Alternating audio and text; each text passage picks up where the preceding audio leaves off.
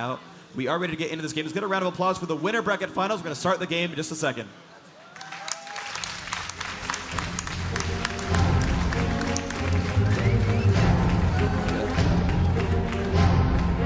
All right, everybody, welcome back to the game. Yellow Star going to be leading her misfortune way across the map. AAA going to be the green health bars, the blue minions and turrets there in the bottom left.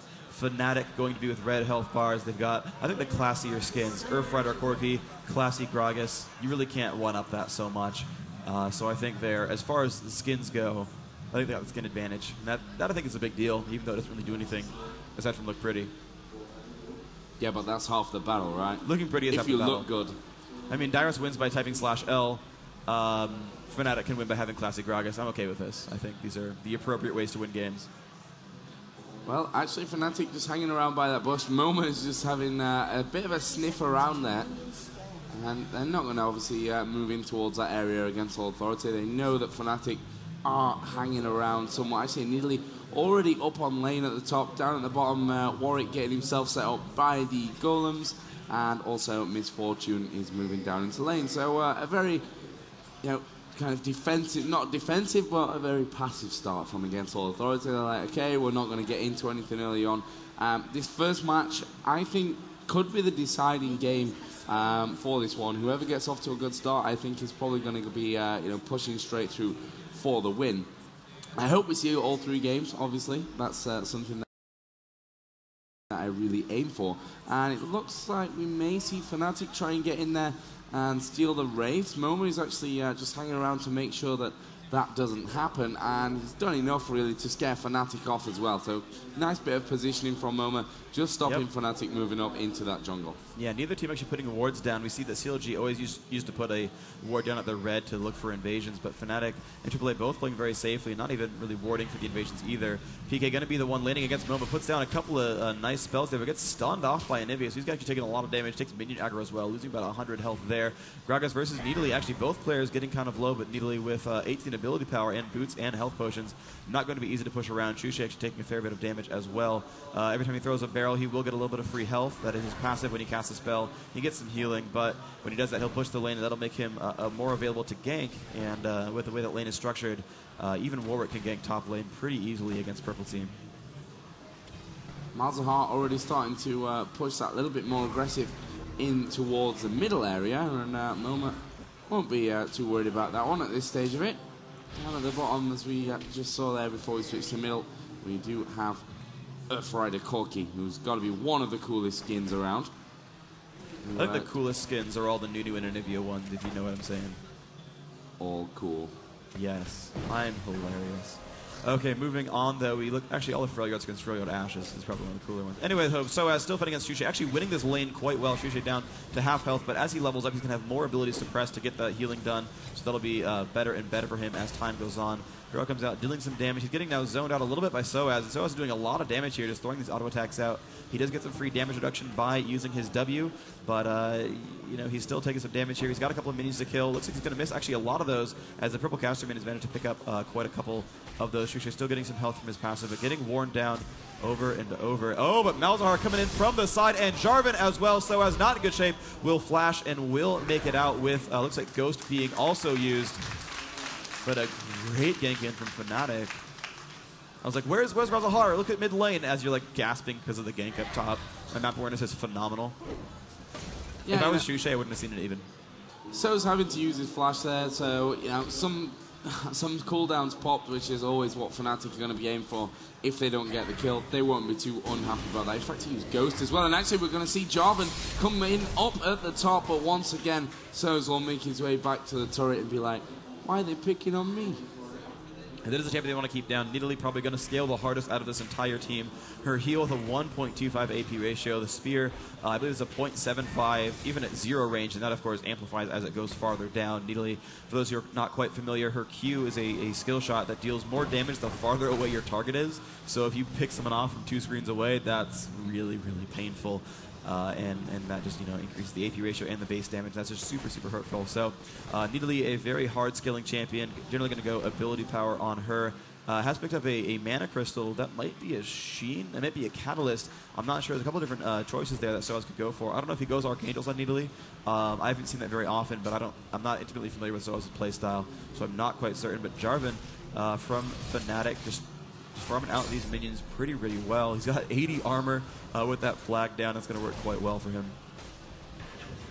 Yeah, great stuff so far from Cyanide. Fairly low, but no, he's on his jungle pattern, no problem. Linak doing the same, of course, for Against All Authority. Actually has both the Lizard and the Golem buff, so that will help him out in his route. Down on bottom, things fairly even. In fact, only one minion kill separating Misfortune and Corki, which of course is the two main champions that we'll be looking at down there early on in the farm. Up at top, we have Sushi back into lane. He's picked up a second Doran's ring. You know, not too surprising in that one. His barrel going to start to be hurting around now, and obviously Soaz, as you mentioned, does have that big heal, so it's not going to be easy for either of these players up at top to be killing each other off, so lots of ganks probably going to be coming out any moment in towards that top lane. Inside of middle, we have Momo with 32 minion kills and 38 for PK. So, you know, things very level right now. 200 gold difference in favor of Fnatic, but still, you know, a great even start to this match. Yeah, this is going quite well. So far for Fnatic, honestly, they got the first gank on it, didn't get any kills, but they did burn the summoner spells, and pretty much all the champions are winning in last hits. Jarvan with 19, actually Warwick with 28 minions though, so Warwick is out farming the Jarvan, even though Jarvan is getting you know, some nice work done with these ganks, but ultimately, you know, the gold advantage is pretty much equivalent. You know, those lanes are winning by a little bit on each side, but it's 7.5 or 7.4. No other major gains have been made. Look at the tower health. Looks like none of them really taking any damage at all. So, yeah, this game is about as even as it could possibly be. This is, of course, the winner bracket finals between Against All Authority and FnaticMSI. A gank on top coming in as we have Jarvan walking through the brush. We'll see if Soaz is going to get jumped on. And there's the ult from Gragas. Can Soaz taking up damage? He whiffs the body slam and the jump across the wall. He's taking a barrel to the face. Can they get it? Ignite will pick that one up. Chushe grabbing first blood despite Fnatic missing 2 of their skill shots. But a wonderful job there. Soaz has been taken down and not quite level 6, which would have helped him escape so much more in that Cougar form. Barrel again from Sushi.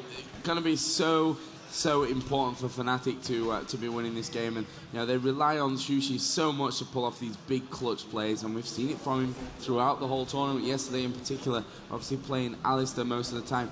We've seen Malzahar actually move through into the jungle, going to put an aggressive ward down by that blue buff, and he's going to go help Sushi just chip away on this he could get tower. This could be... okay, that trap completely ruined the kill, chance of that kill. He could have just jumped him with the ult, no problem. Soaz, only with 800 health, that was an easy double. That was an easy kill for Shushe plus PK, definitely.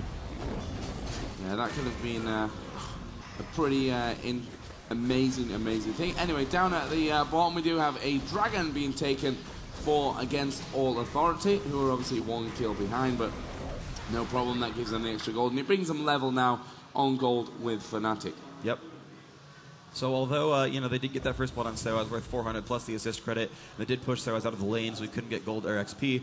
They pushed that one right back with a wonderful job getting the kill on the bottom. Not the kill, but the dragon kill so far, because they knew that Malzahar would come up top. They pushed one around, and Kuja taking a fair amount of damage. Yellowstar as well, not doing too much though. Kuja ranking up that heal a fair amount. We'll be able to keep everyone sustained for the most part, and they shouldn't be having too many worries right now.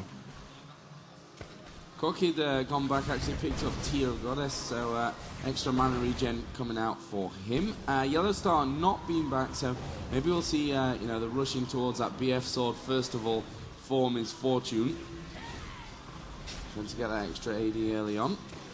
At the moment though, Fnatic doing a good job of pushing Against All Authority back. As you mentioned, we did see that damage coming out both on that bottom lane from Against All Authority. Fairly low mana, especially when you compare that over on the other side, but we are seeing a push on top. PK will actually get the silence bar off onto both Linak and Soaz, and he's actually going to ulti out now onto Soaz. Not going to do too much damage there, and he will get away, but that's stopped against All Authority, putting that main pressure onto PK. Linak still having a bit of a sniff around. We're going to see Moma coming in as well, and PK playing an amazing defensive game. Here comes Shushi. Ultimate comes out. It will force Linak to go back, and Shushi going to be in a little bit of trouble there. Was stunned down for a second. We see the push around from Jarvan as well, moving into this area. Battle rolls in. Amazing from Shushi. And Soaz just in range of that one. And that will be 2-0. And of course, both kills early on going out to Shushi. Amazing play from Fnatic. Oh man, and I'm becoming a Shushi fanboy, and I already was. Most people already were. There's actually a thread on the North American forum saying who do you think's the MVP so far for DreamHack? And even on the NA forums, it's like Big Fat LP's got some, and it's like Shushe's like got triple everyone else's votes. So he seems to be the fan favorite right here. Everyone's super happy with his play style. Super aggressive, plays a little bit of those offbeat champions. No one else really running Gragas in this tournament, nor AP Alistar, and he's crushing faces with both. Oh. It's fun to see, but. Here comes the gank onto Warwick. He's been spotted. Will not land the lockup, but he will get the rest of the damage output. And goodbye, picking up that kill. Linak taking a death.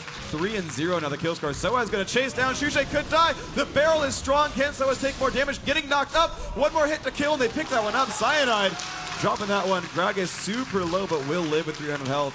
And Fnatic just started crushing this game right now, up 4-0. And I'm glad that your prediction is going well so far, Joe. Actually is as well. That's a great thing. Once again. Yeah, Soaz's decision there, not completely sure on it, to be honest. 2 against 1 against Jarvan and Gragas. That's a lot of damage output. Obviously, Nearly does have that heal, does have some big damage. But I think that was a risky move in the first place from Soaz, and that's before he realized that PK was there. Yeah, I think he underestimated or overestimated the cooldown on Gragas' ultimate. It's only 90 seconds, plus he had Golem buff at some point there, which means that it was up when he came back. He died to basically a fight involving Gragas' ult, came back and got hit by another one. And that really did mean a lot there. PK getting a couple of those kills with Malefic Visions. Moma kind of knows they're nearby. He's going to land a stun, some decent damage on the PK, but he could get jumped on. There's the ult, and there comes Shushe. Moma's going to get egged. 1,000 health right there, but oh wow, that's some damage out. But Moma going to get dropped down. Shushe KSing with his ultimate, saying, "Hey PK, I know you want some kills, but I'm going to steal that one real quick. The best music video of all time and all of that." I make topical references. All right, Leonat coming in to defend that turret. He's not quite as far as last. Wow, he takes a lot of damage. Wow, bottom lane though. Lamia Zealot picking up a kill on Kuja. Now Yellowstar getting low. Lamia might die to this turret. No, he's got about 190 health left. Yellowstar still getting very low. Jana needs to shield him. Yellowstar could burst him for about 120 if she wanted to. All that misfortune looks like that's not going to be happening. And Fnatic now 6-0 in this game. They really have to be careful of Shushi now. He's not only building up lots of gold, but he's very, very confident. And I think a confident Shushi is the best one to see, because he will go for those risky moves and somehow manages to generally pull it off all the time as well. Bottom turret is going to fall, and Shushi is probably going to head back north up towards maybe this this middle lane. So I was actually getting a spear off there, and it will land onto PK. Not too much damage coming out early on. Soaz actually gone for a Sheen early on, but if we look at Gragas, already got Needlessly Large Rod, 2 Doran's Rings, plus a Blasting Wand. His AP is going to be incredible in the not too distant future. Yeah, he's getting close to Death Guy. We'll probably get that one before 15 minutes into the game. His team has picked up 2 turrets now so far. The first Dragon did go to AAA, which is good. It helped keep them in the game, but looks like we got a little bit of action in the mid. Jarvan and oh yes, Yellowstar getting pushed around, and all of them show up. Instant death right there onto Yellowstar. Goodbye. Getting a lot of damage from this turret. There's going to be 3 turrets now, and 7-0 Fnatic again. The team to beat on LAN, and wow, they're doing so well this game. Yeah, they've just started out brilliantly. They are walking over against All Authority at this stage of the game like they're, just some random team that they found on IRC for a game. And, Fnatic, I'm not sure where their confidence came from in this tournament. Obviously, they did have a ropey first day. They did play with that substitute, which may have affected them a little bit. PK came in, and they were like, okay, awesome. And look at the timing on Dragon. Got it down to the second. It's great from Fnatic so far. Nothing wrong. Just nothing wrong. Yeah, oh, and AAA trying to go for a nice move here. Malzahar fighting Soaz. Soaz might get low enough to die, and he will actually ignite. Nothing just picking up that kill. But AAA had the right idea. They knew they were going for Dragon, and they pinged to go for a turret. Unfortunately, Soaz got caught, which forced them to stop pushing mid. But they had the right idea of, you're going for Baron, I'm going to go for a turret. That's pretty much equal. Only 40 gold difference per team, or per player on the team. And then you end up getting the rest of that benefit of doing a lot of damage to buildings and getting some map control there. But ultimately, it still went well for Fnatic. 8-0, 22.3 to 15.7. 6,000 gold difference, 6,500 gold difference. That's ridiculous. That's ridiculous. But looks like mid lane's got to fight. Yellow Star, Linak, they are close by. Cyanide tried to go in, but really didn't have any teammates nearby. They look safe for now. Yeah, this is just an incredible start from Fnatic in this game. And, you know, I like to say it's never over until, you know, it really is over. But Fnatic are looking so incredibly strong at this stage. Actually, Linak just moving on to the Wolf camp. Gragas's not gone home yet. I'm assuming that he's got ridiculous amounts of gold. It's going to move over onto the Golem buff on the Fnatic side. And everyone else just returning home there to stack up on whatever they can. Mighty Moon comes out for Corki. Already got Sheen double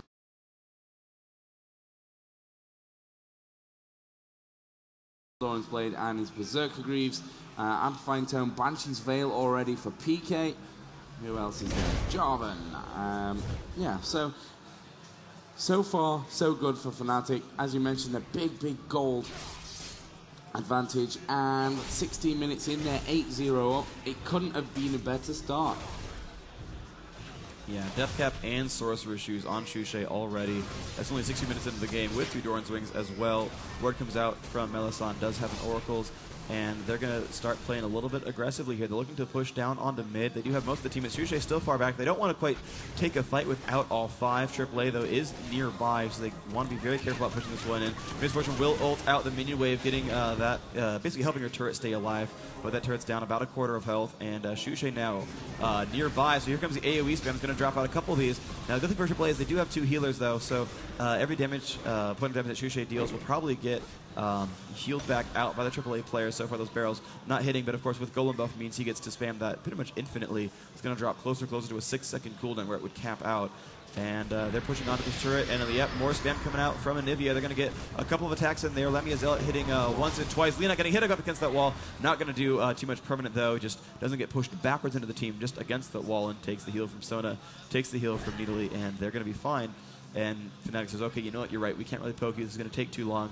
Let's start stealing your buffs instead, and that's what they're going to go for. You see they're coming down here, they've got wards in good positions, and Xuche going to come around. This is dangerous, though, because they've been spotted by a ward as well, and this could be a great for AAA. Looks like XPK in the front already has a Banshee's Veil, not much else for ability power, and Xuche's going to catch Linak. Linak taking a lot of damage on a half health, and here comes Cyanide up in the middle. Linak almost going down, but flashes across the wall, going to be safe, and the rest of the damage up and coming in. Sona going to flash out as well, Moma going to flash out. Cyanide, the one low. Yellowstar will drop a Cyanide down to half health. PK jumping onto Soaz. Soaz getting pushed around, will flash just in time, staying alive, but PK now going to land a couple of spells. Soaz going to live, PK getting low, and the rest of the Fnatic crew actually below half health, and they don't have a dedicated healer as well, so that means they're going to have to retreat after only picking up 1 kill, blowing a lot of summoners and ultimates, but AAA did alright there.